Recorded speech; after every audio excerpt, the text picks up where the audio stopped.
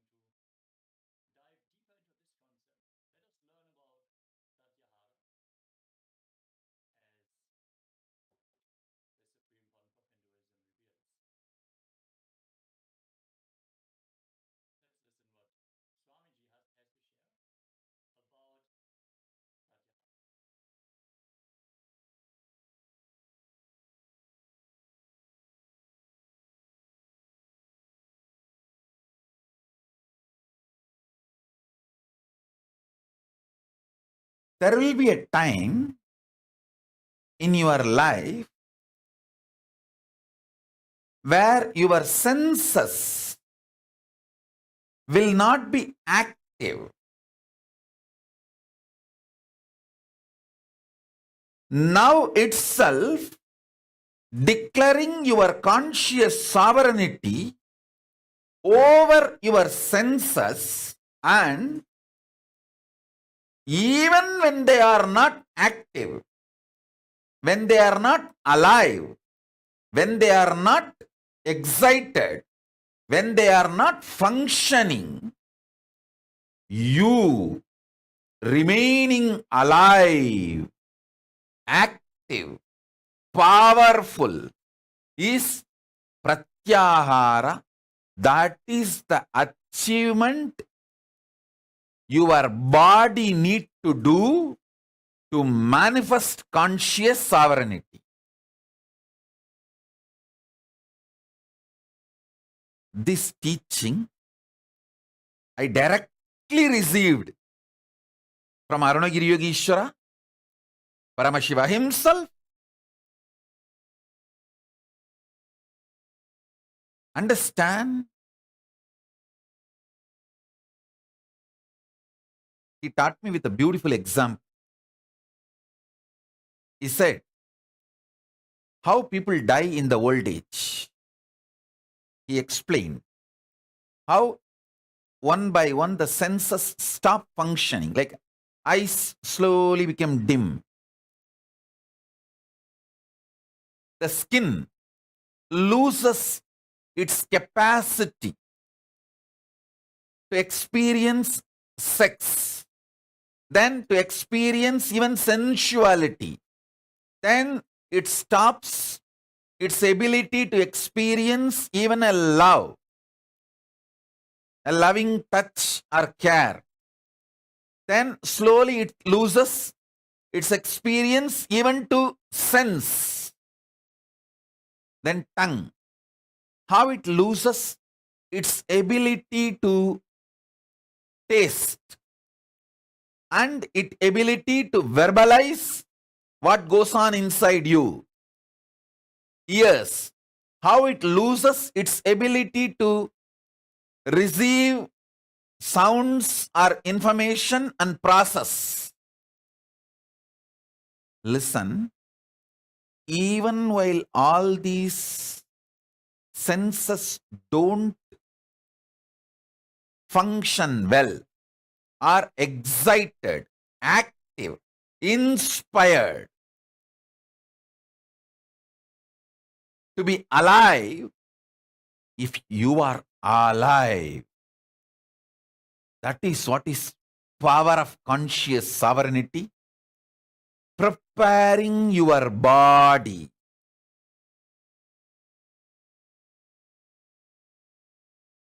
to live conscious sovereignty.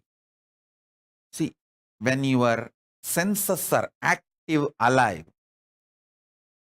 declare your conscious sovereignty over them so that they will continue to be your obedient servants, the place they are supposed to be, even when they are slowly settling down.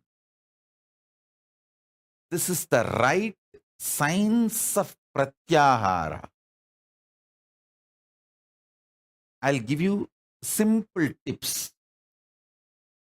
Start with, see, all of you are addicted to some habits, some things. Some people will be addicted to coffee. At particular time, they have to take coffee, only then they will be active in the office. If you are addicted to coffee, just one day try the time you are supposed to take coffee, use Mahavagya inside you to create the energy, excitement, inspiration you need to carry on with your life, which you get only from coffee. One day, without coffee, just through Mahavagya, try to have. if you are choosing to be my disciple, it means if you are choosing to connect with the introduction, if you are choosing to be settling down, this is the right signs of pratyahara. I'll give you simple tips. Start with, see, all of you are addicted to some habits, some things. Some people will be addicted to coffee. At particular time, they have to take coffee, only then they will be active in the office. If you are addicted to coffee, just one day try the time you are supposed to take coffee, use Mahavagya inside you to create the energy, excitement, inspiration you need to carry on with your life, which you get only from coffee. One day, without coffee, just through Mahavagya, try to have. If you are choosing to be my disciple, it means if you are choosing to connect with the introduction I am giving about me, then the best Mahavagya for you is Om Nithyananda Paramashivoham, because it directly connects you with the living manifestation, like live spiritual umbilical cord. If you are not that connected to me and you are like a visitor or a viewer, suddenly my satsang appeared in the Facebook and you feel like, okay, let's see what is he doing, what is he trying to tell. He's wearing so much gold. Come on, let me see what he's trying to convey. For some reason, if you are watching the satsang but not disciple, then use Om, Araham Brahmasmi, Tattvamasi, Shivoham, any one Mahavagya which you feel connected. Try to replace Mahavagya instead of coffee. Same way, if you are addicted to your gadget, you can't be without your gadget, that nudge. Then just one day, keep it away and try to sit with Mahavagya. Just one day. I tell you,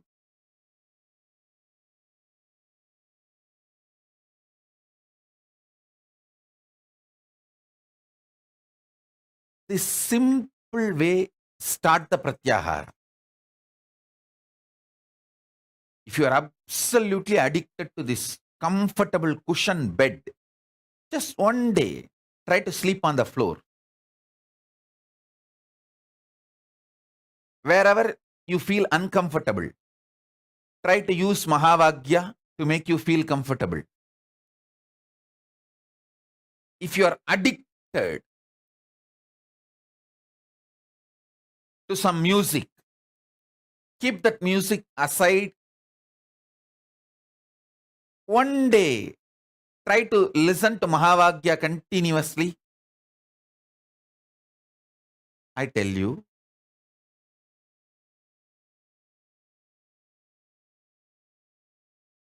just replacing few of your addictions with Mahavagya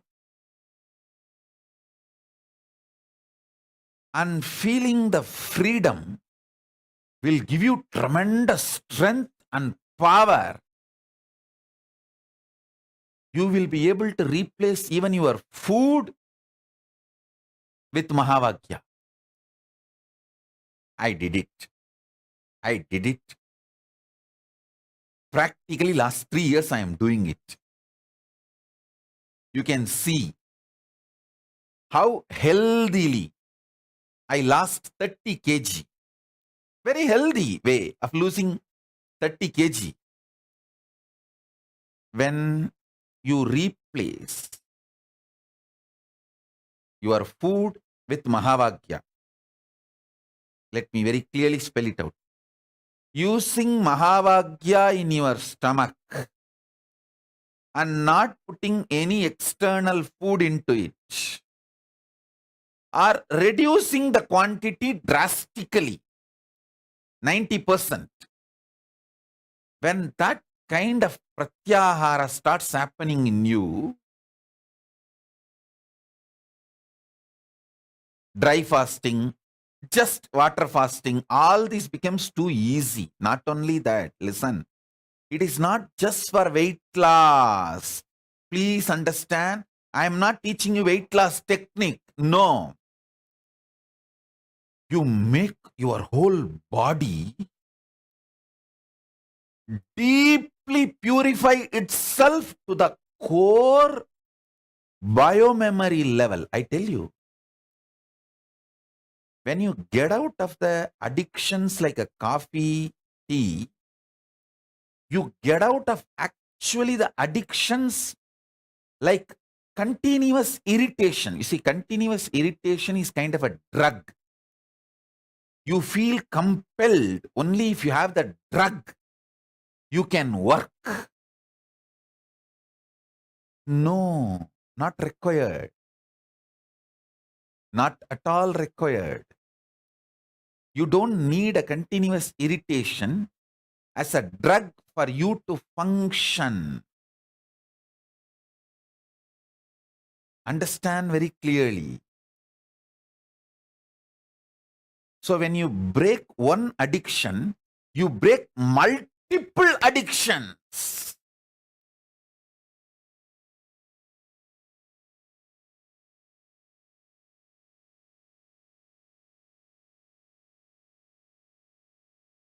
Liberate yourself from all addictions by declaring your conscious sovereignty over your senses.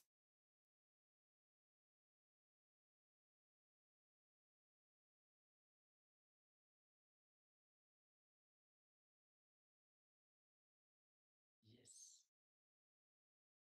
With these very powerful revelations, let us quickly recap what was shared.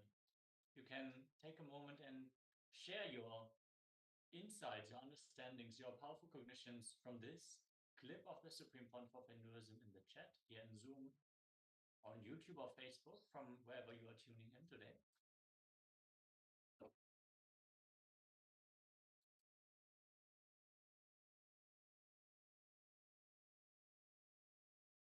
Swamiji shares beautifully about the pratyahara, the withdrawal from the senses, and also the power of the Mahavakya or Mahavakyas. He's sharing about all these powerful cognitions, how reciting them internally as you decide to withdraw from the senses, it helps you to just go beyond them. Even the craving for food. As Supreme Pontiff of Hinduism explains, when the Kundalini is awakened, the senses shift. They are no longer ordinary. When the Kundalini awakens, when you experience levitation and other Shaktis, they are happening from the space of oneness. There, you will automatically experience Pratyahara. Pratyahara happens during asana practice, as well as during pranayama, where the yogi remains centered away from fluctuating experiences of the senses. It is an attitude to cultivate during the entire practice. Being stable in withdrawing the senses from the outside, as explained in the beginning, like a tortoise is pulling in all the limbs, the 5 limbs, 4 legs and the head. Like this, we should avoid engaging with the sense objects and pull them inside as well. Bring the attention, the awareness inside is where we will reside in the pure consciousness. The Supreme Pontiff of Hinduism defines pratyahara. Pratyahara means detaching yourself from the unconscious actions and strengthening what you need to cause. Pratyahara means not being forced to take any decision by body fluids, anger, lust, fear, greed, attention. For male hormone, it is lust. For female hormone, it is attention need. The pratyahara is going beyond those experiences which drive you to take unconscious actions.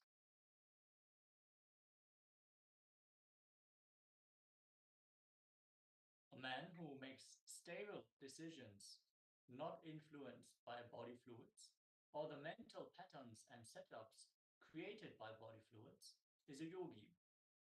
This capacity is pratyahara. We can beautifully see how the withdrawal from the senses leads to conscious sovereignty, where we can decide exactly what we want based on the higher possibilities and powers from the superconsciousness itself. We are no longer bound by the earthly desires which we experience through our senses. Instead, we open up to the space of oneness from which all the greatest things manifest in our life. Pratyahara is withdrawing from the things which distract you from the cosmic experience.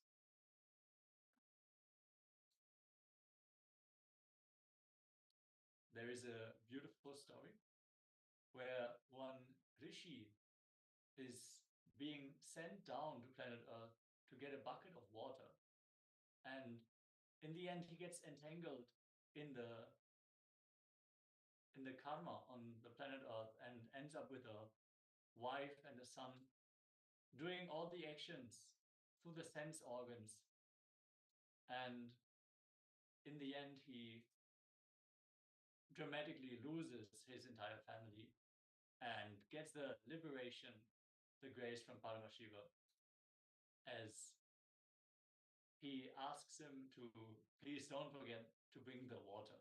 Like this, many times when we plan to do something specific, we get entangled with the sense organs and we end up making a big mess for ourselves. We end up doing things which we regret or we just don't want to do. So let us decide to practice this pratyahara, withdrawal from the senses. Let us briefly cover some of the benefits of pratyahara. By pratyahara, the yogi maintains himself completely free from the negative thoughts and vices. This is from the Srimad Sarvanyatara Agama, Yoga Pada, verse 16. Now let us take a sight into what are vasanas. Vasanas are basically root desires, seed desires, which are dormant in your system, but they have the capacity to sprout based on our engagement with the sense organs. Basically, we don't have this desire, but by engaging with the senses, it is like pouring water over a dormant seed. All of a sudden, it starts sprouting and grows into a big tree. Vasana means thinking in one direction and acting on another direction. So we might have ideas about what we want to manifest in our life.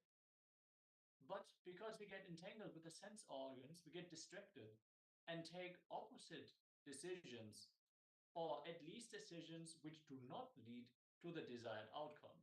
In the end, we are not manifesting what we want and manifesting instead only the outcome of the sense organs.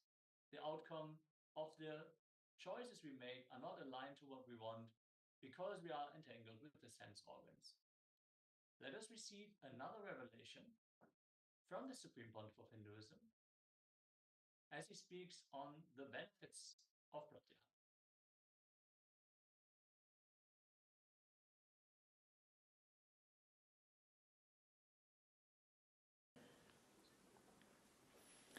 Today, 106th Patanjali Sutra, in second chapter, 55th verse.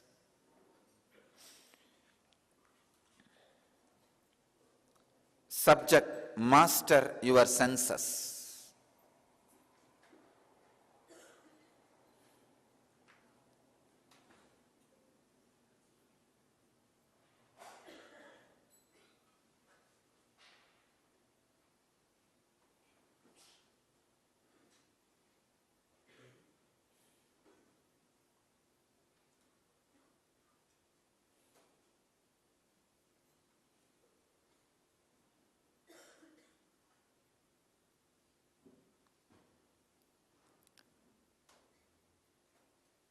Senses are the door through which you experience not only the world, even the identity you carry about you.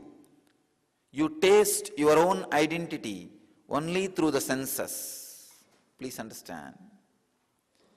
Even the identity you carry about you, you taste only through senses. Mastering your senses means mastering the identity you carry.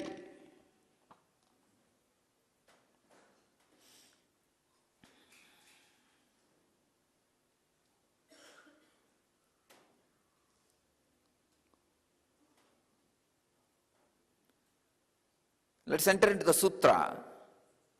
Tata parama vasyata indriyanam.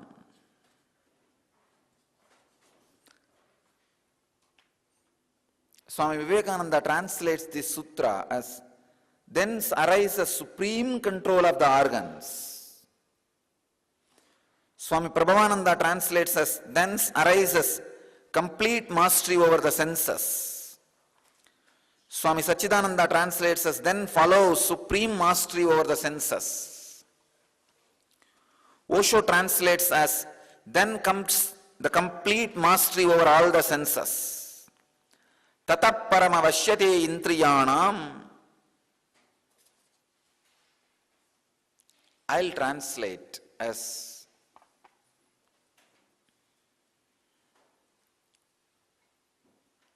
then comes the senses being attracted, digested, dissolved or absorbed into the Supreme. I have my own way of translating. Through my translation, I give the intention of Patanjali. What Patanjali intends to express through the sutra.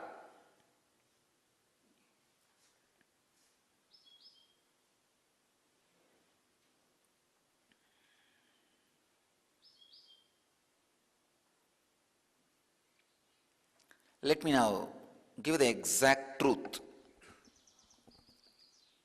By the pratyahara, yesterday Patanjali was talking, the last sutra Patanjali was talking about pratyahara, withdrawing the senses. Now he is talking about the power of mastering the senses. Complete mastery over the senses. Please understand. First truth I wanted all of you to understand is, as you think, you do not experience only outer world through your senses. This is one of the important revelation. In this sutra, I wanted you to understand not only the outer world, even what you think as you in the inner world, you experience through your senses. Please understand. You can see in your life. If you suddenly master one sense, for example, tongue,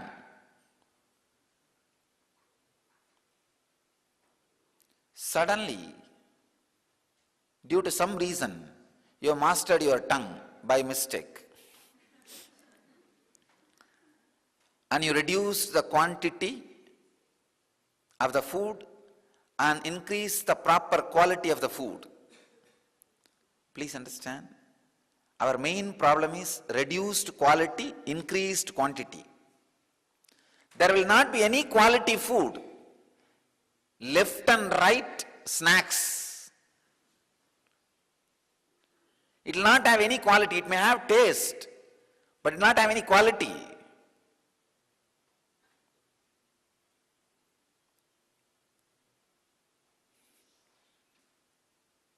And you don't even know the ingredients of that food. The quality is compromised, but the quantity, you don't know the quantity which goes inside. Oh God. The plates are too small. They carry bags. Huge quantity, but no quality. That is what I call Rajasic food. Food consumed because of your restlessness. When you don't have any other work, come on, let's eat.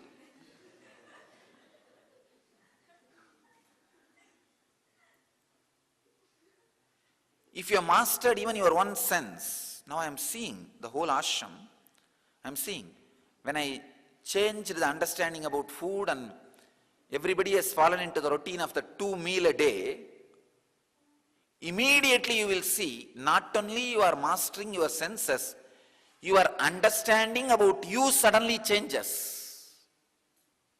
Please understand. If you master even one sense, your understanding about you will change. Oh God. This is the sacred secret behind the sutra.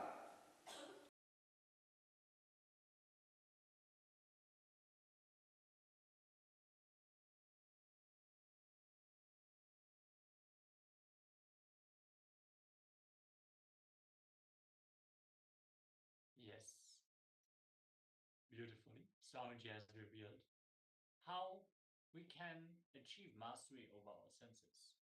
He gives the very relatable example of food and how we are taking the unconscious decision based on our sensory perceptions. Let us now move on to an internalization exercise. We have mentioned vasanas, the seed desires which are sleeping or they are dormant in our being, were watered by our engagement with the sense actions. And once they sprout, they grow into a strong tree, which is difficult to take down. Let us learn how to remove vasanas. Now, vasana means thinking in one direction and acting in another direction.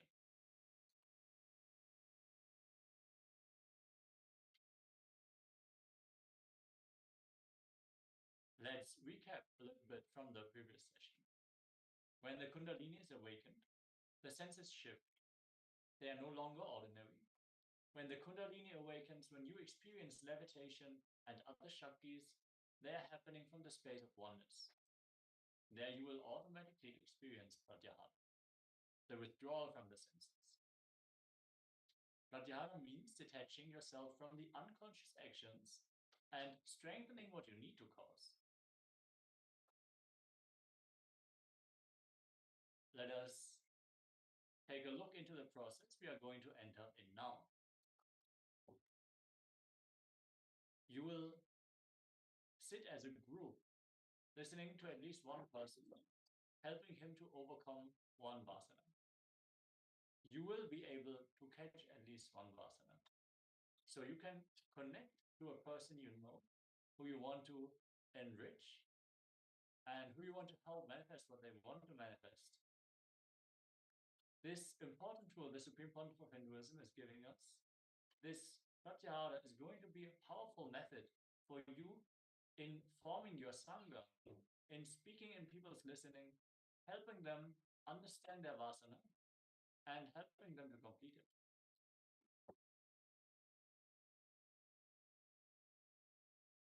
Now, choose one or more people to connect to and help them overcome one of their vasanas. So these are the dormant desires which are watered by the activity of the sense action. So you can see maybe one of your friends likes potato chips just a little bit too much. And you can see how this turns out to be detrimental to their health. It might make them, they might get fat, they might gain weight, they might get lethargic. So many things you can see are developing. So before the situation turns into a chronic disease, this vasana can be uprooted and you can help them to overcome this pattern. The second step, at least 2 people in your life, call them and help them break their vasana without agitating the person. That is important. It has to be something which they feel that they want to come out. So as we heard in the beginning, vasana means thinking in one direction and acting in another direction. So let's clarify this. When someone does something which you feel is not good for them, but they don't want to come out of it, they want to persist on this path, it is not a vasana. That would be a samskara, a much deeper, engraved, compulsive thought or behavior pattern. For that, we have the samskara dahana kriya, which they themselves have to perform. For a vasana, which is just the sprouting of a tree, while the samskara is already deeply rooted, it is easy to remove if we just give the powerful cognitions. As you connect with the people, ask them, when do they feel powerless in their life? If they have any problem, when they opened up, listen to them, speak into their listening. How many of you find you go on thinking in the same way and acting in a different way? So when you find it in you naturally, you will be able to help. So don't just look for the vasana in the other person, look into your own life as well. This will make you much more relatable and it will bring you in the space of oneness, which is going to shift the other person. It is important not to agitate the other person. You don't want to say, hey, you have to stop eating chips. No, that's not the way this is going to work. You have to relate with them. Listen to them first and then speak into their listening. So you have to come to the space where they are going to listen to you. It is your responsibility. Let us take a few minutes and enter into this process.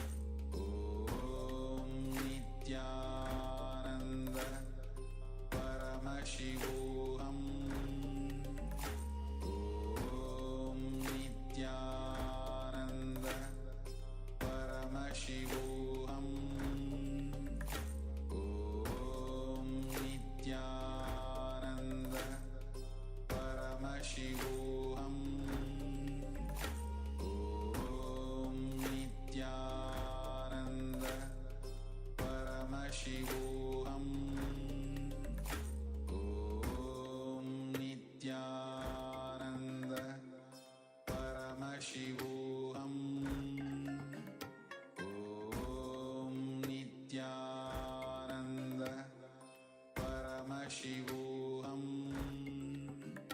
Om Nithyananda Paramashivoham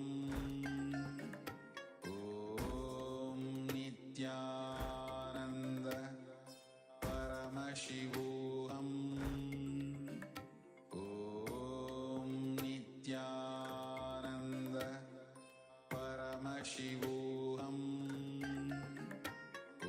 Om Nithyananda Paramashivoham Om Nithyananda Paramashivoham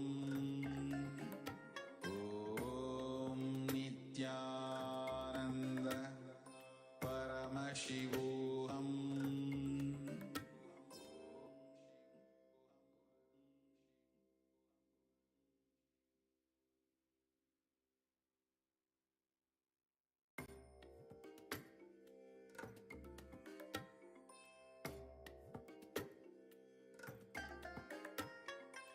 I bless you all.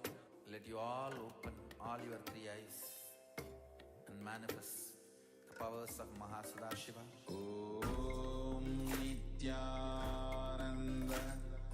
Paramashivoham Om Nithyananda Paramashivoham Om Nithyananda Paramashivoham Om Nithyananda Paramashivoham Om Nithyananda Paramashivoham Om Nithyananda Paramashivoham Om Nithyananda Paramashivoham Om Nithyananda Paramashivoham Om Nithyananda Paramashivoham Om Nithyananda Paramashivoham Om Nithyananda Paramashivoham Om Nithyananda Paramashivoham.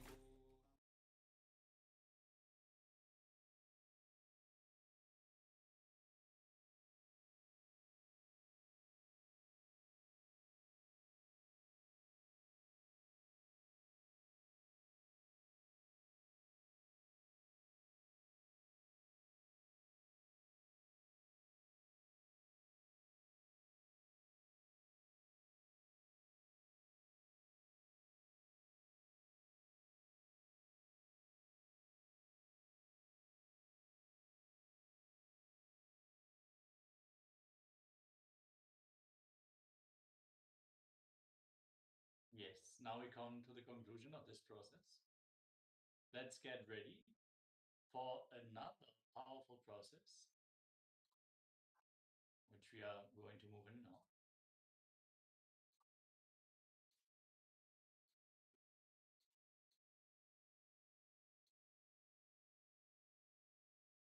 Which is called the Ishta Siddhi Samyama. Samyama of causing your own reality. Now, if any one of you has actually reached out to their relatives, their friends, their family, and sincerely done this process, can you please share your experiences here in the chat? Were you able to speak into others listening?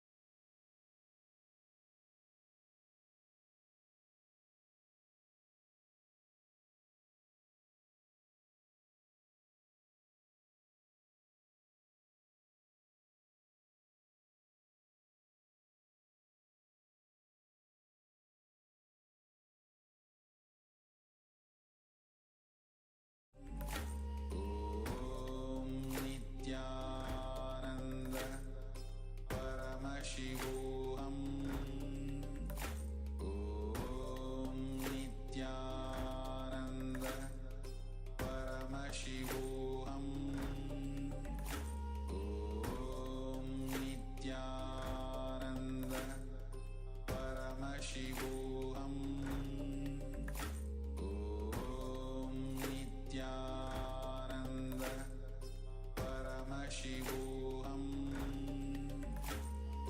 Om Nithyananda Paramashivoham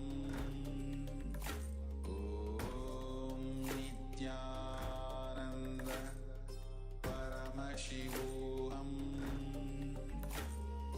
Om Nithyananda Paramashivoham Om Nithyananda Paramashivoham Om Nithyananda Paramashivoham Om Nithyananda Paramashivoham Om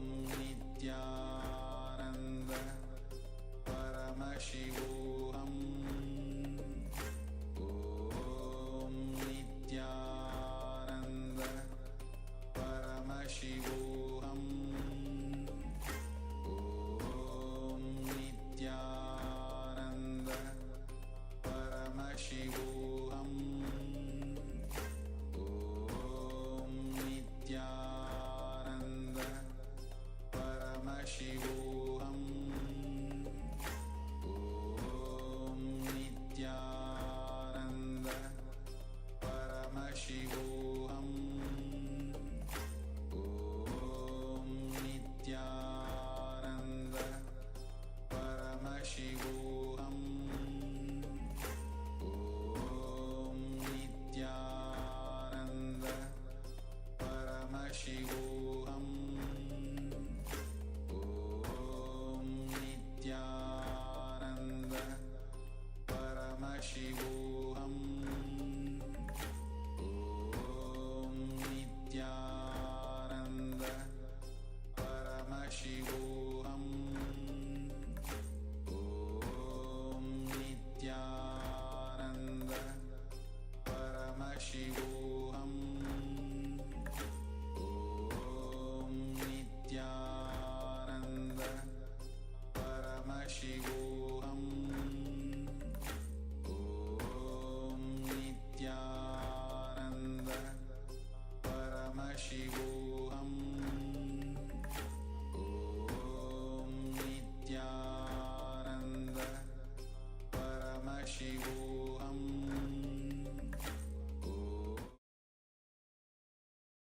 Yes, sorry for the interruption. Let us now move into the Ishta Siddhi process. What is the Ishta Siddhi process? Ishta Siddhi Samyama is the process to achieve anything you want, to break all your vasanas, all the points where you think in one direction but act in the opposite way.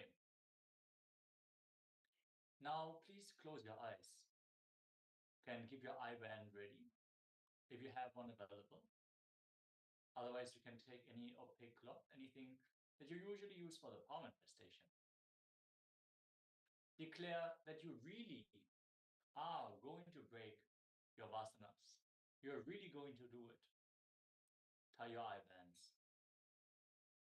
Now declare to yourself you are completing with all your vasanas, that you really are going to make your declaration into reality.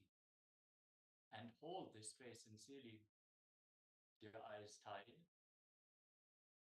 Enter into this intense process.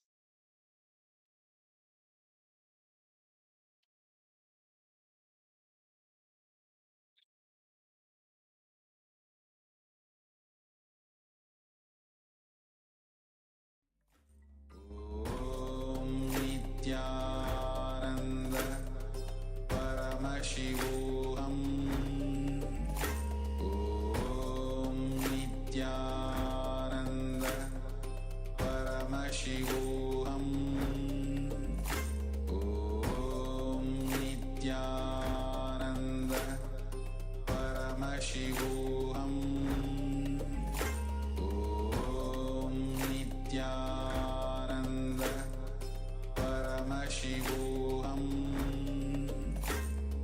Om Nithyananda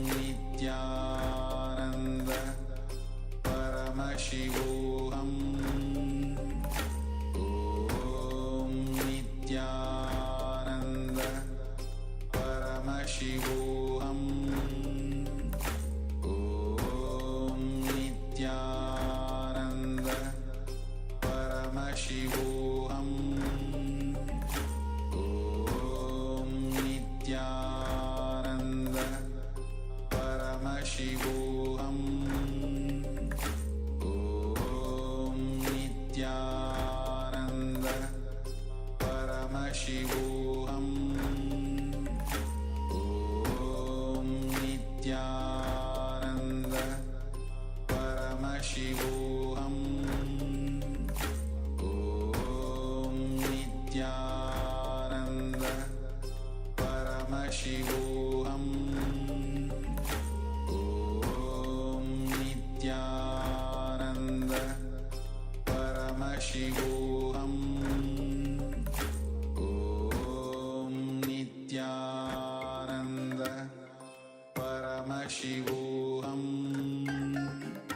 Om Nithyananda Paramashivoham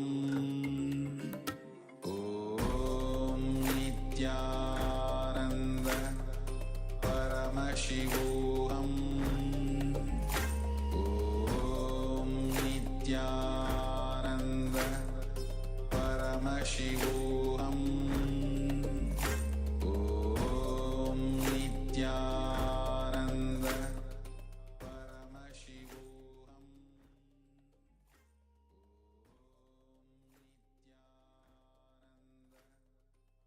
As you look in intensely, actually, you know exactly what you want to manifest in your life, how you want to experience your life, what you want to do. When you look deep within, you will just know exactly what it is that you want. Decide to drop all the vasanas that make you act in a different direction than what you want your life to be. Make that conscious declaration and hold the space for it to manifest. Paramashivoham Om Nithyananda Paramashivoham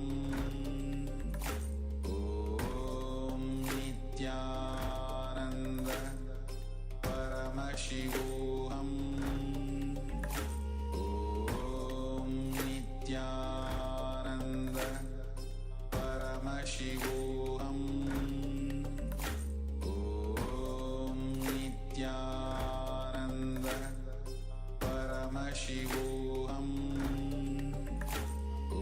Om Nithyananda Paramashivoham Om Nithyananda Paramashivoham Om Nithyananda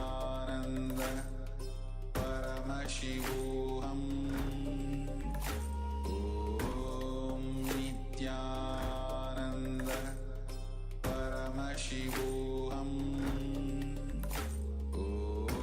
Om Nithyananda Paramashivoham Om Nithyananda Paramashivoham Om Nithyananda Paramashivoham Om Nithyananda Paramashivoham Om Nithyananda Paramashivoham Om.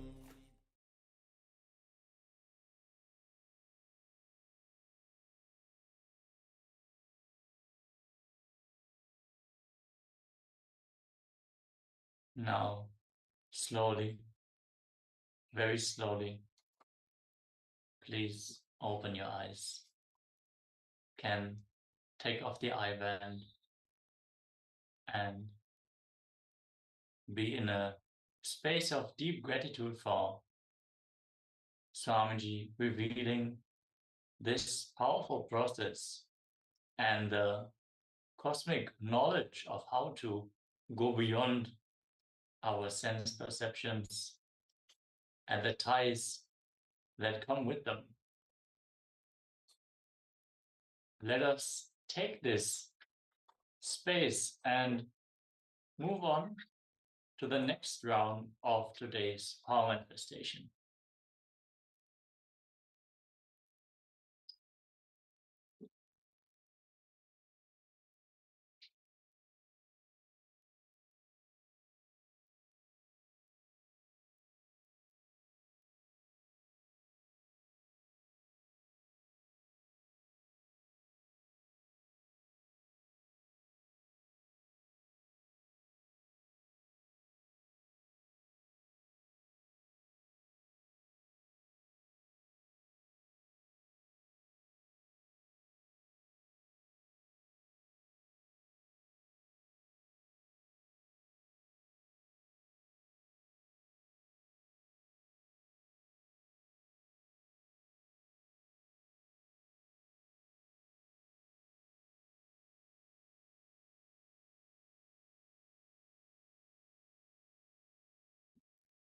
As we are manifesting the power of healing plus the power of the today, let us get ready for the next level of this power manifestation.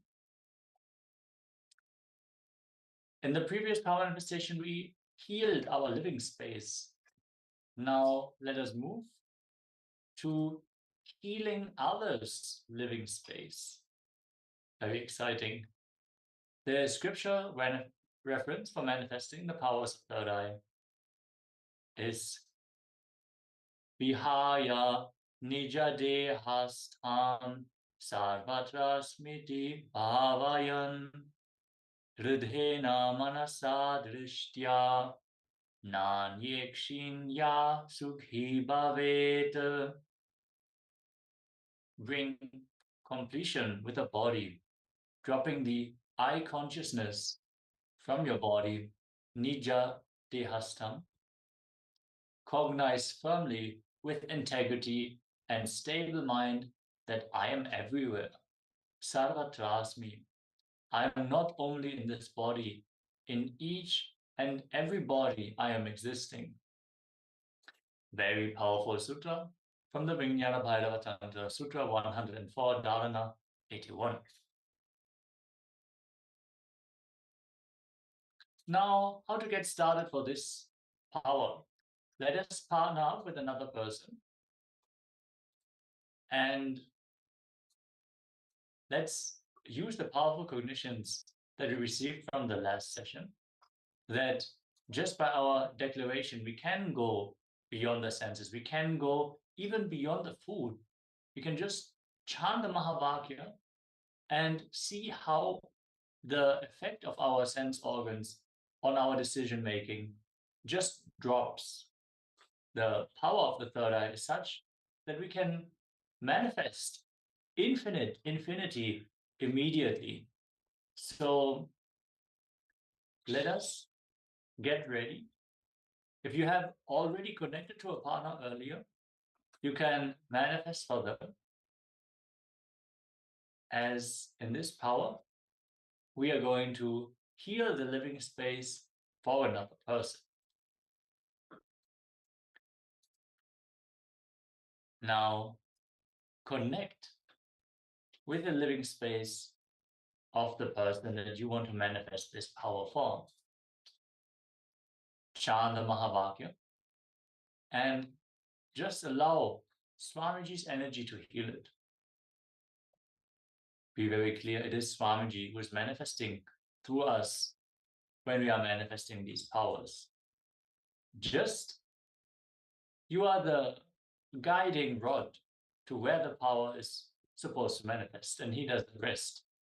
All we need to be and all we need to do is be in oneness and celebrate that Swamiji is manifesting. Celebrate this cosmic oneness as it is described in the Shastra Pramana that we just read, that we are existing throughout everything. Now, sit with your head, neck, and spine in a straight line.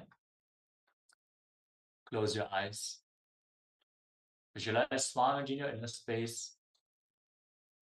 Connect to the living space of your partner in Shanta Mahavakya.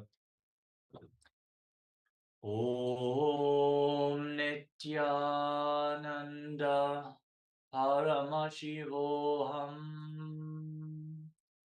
Om Nithyananda Paramashivoham.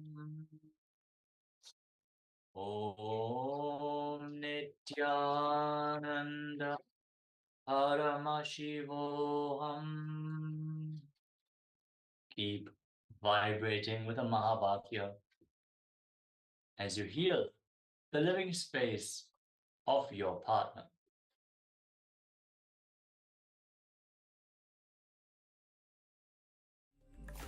Om Nithyananda Paramashivoham.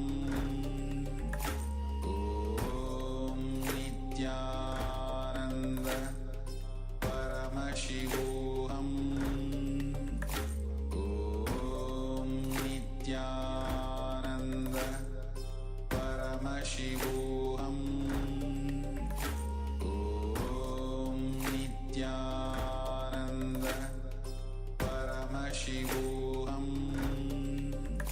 Om Nithyananda Paramashivoham. Om Nithyananda Paramashivoham.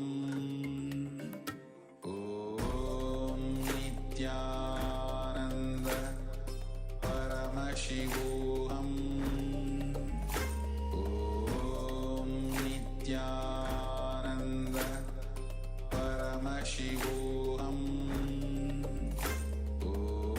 Om Nithyananda Paramashivoham. Om Nithyananda Paramashivoham. Om Nithyananda Paramashivoham. Om Nithyananda Paramashivoham. Om Nithyananda Paramashivoham. Om Nithyananda Paramashivoham. Om Nithyananda Paramashivoham.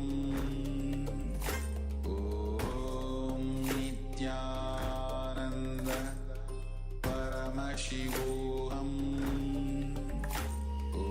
Om Nithyananda Paramashivoham. Om Nithyananda Paramashivoham. Om Nithyananda Paramashivoham. Om Nithyananda Paramashivoham.